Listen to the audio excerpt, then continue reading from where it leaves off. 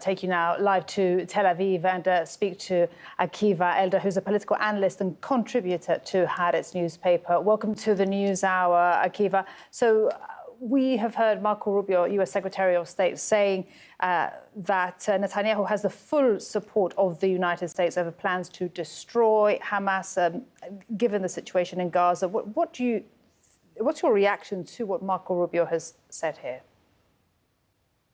Actually, you know that President Trump was hoping and campaigning for the Nobel Peace Prize.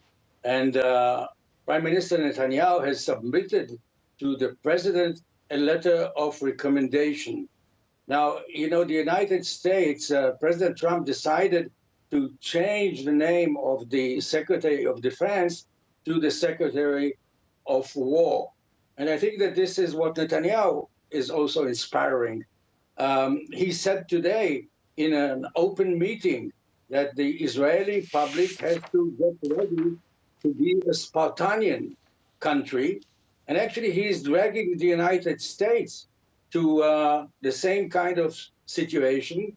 Actually, he's promising us what Churchill did. His hero is, you know, blood, and I don't know how many tears we will shed until his total victory, but we are really sweating in this summer. And I think that what Marco Rubio came here to do is to tell, as your reporter just said, that business is as usual, that Trump may get the Nobel Physics Prize for eating the cake and having it. He said that he wants the Gaza Strip to become a Riviera. He wants to make peace. He wants to expand the Abraham Accords. And right now, what he's going to hear from the Arab neighbors is that the Arab countries are going to alignment with China, with Russia, and that the United States is not a partner for peace. Indeed, that is what we have been hearing from some of our guests on this program.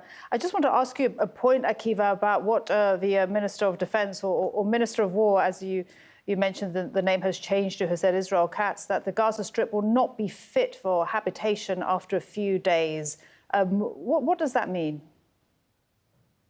Well, that means that Netanyahu has adopted the strategy or the ideology of his partners from the radical right, the messianic radical right, that what he wants is to get rid not only of the high-rises, the towers of Gaza, but to push out the people of Gaza and establish a military government.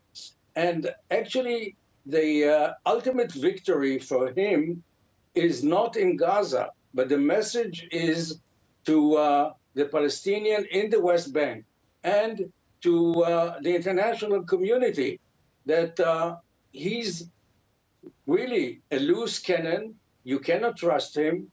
He's willing to risk Israel's relationship with Europe, with Turkey, with Egypt, and Jordan, with whom we have peace agreements.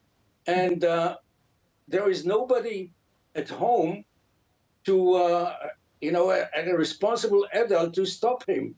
And actually, Marco Rubio came here to say that the United States have no clue about what's going to happen the day after.